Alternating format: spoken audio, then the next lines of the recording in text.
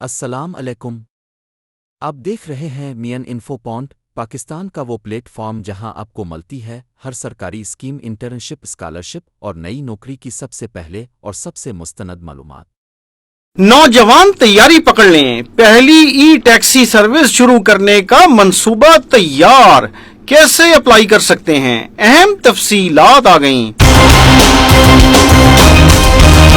وزیر transport and mass transit بلال اکبر خان کی زیر صدارت ٹرانسپورٹ ہاؤس میں اسٹیئرنگ کمیٹی کا اجلاس منعقد ہوا، جس میں transport, پیکا، NESPAK, excise and taxation اور بینک آف پنجاب سمیت دیگر متعلقہ محکموں کے حکام نے شرکت کی۔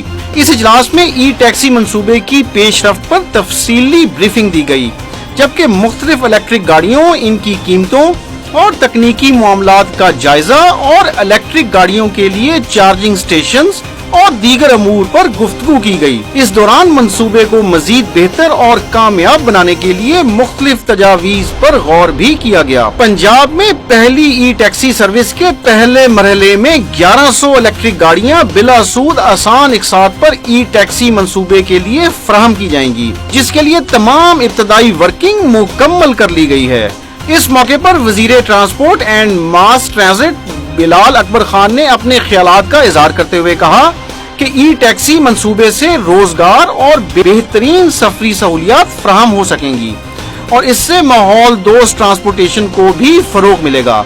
ان کا مزید کہنا تھا کہ ای ٹیکسی اسکیم کے لیے بہت آسان شرائط رکھی جا رہی ہیں اور اپلائی کرنے کے لیے آئندہ چند ہفتوں میں بذریعہ اشتہار باقاعدہ اسکیم پیش کر دی جائے گی۔